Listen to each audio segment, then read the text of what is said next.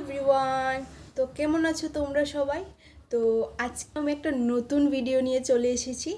আজকে আমার hair wash day, মানে আজকে আমি হেয়ার ওয়াশ করব। তো ভাবলাম তোমাদের সাথে আমার হেয়ার কেয়ার রুটিনটা শেয়ার করে নিই। তো চলো ভিডিওটা শুরু করা যাক। আর হ্যাঁ, প্লিজ যে যেখান থেকেই দেখছো একটু লাইক, সাবস্ক্রাইব, ফলো করে দিও আমার চ্যানেলে। তো চলো ভিডিওটা শুরু করা যাক।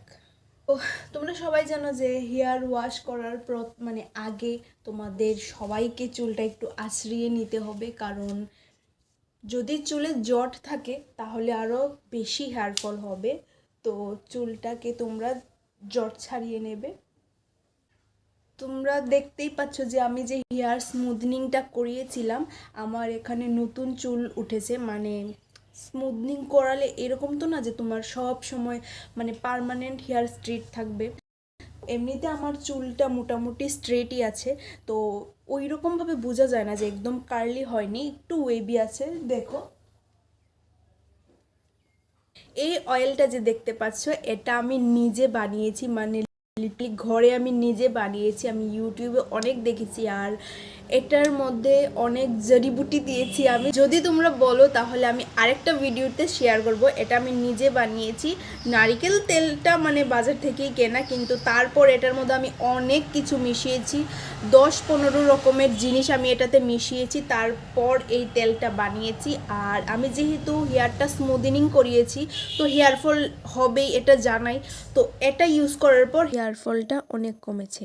আর যদি তোমরা বলো তাহলে আমি এটা বানিয়ে দেখাবো, তো তোমরা কমেন্টে বলো যে আমি কি তোমাদের এই তেলটা বানিয়ে দেখাবো, তাহলে আমি নিশ্চয়ই ভিডিও আনবো।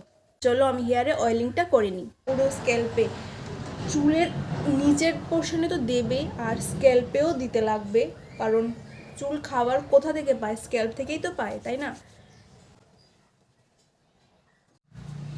তো আমি কিন্তু ভালো করে স্ক্যাল্পে ইউজ করেছি, তারপর লেন্থে ইউজ করেছি। তো এখন কি করব? এখন তোমরা চাইলে এটাকে একটা বেনুনি করে রেখে দিতে পারো। আমি একটু মানে একটা উপরে খোপা করে ফেলবো। তোমরা চাইলে অয়েলটাকে চুলে লাগিয়ে 1 ঘন্টাও রাখতে পারো, 2 ঘন্টাও রাখতে পারো, আবার আগের দিন রাতেও তোমরা দিয়ে রাখতে পারো। তো আমি 1 ঘন্টা রাখবো, রাখার পর শ্যাম্পু করে নেব। শ্যাম্পু করার পর আমি নর্মালি চুলগুলিকে শুকিয়ে নিই, আর কোনো হেয়ার ড্রায়ার আমি ইউজ করি না। তারপর যখন হালকা একটু ভিজা থাকে তখন আমি এই হেয়ার সিরামটা ইউজ করি। এটা লরিয়েলের সিরামটা সবসময় নিচের চুলে দেবে, কারণ নিচের চুল অনেকটাই ড্যামেজ থাকে।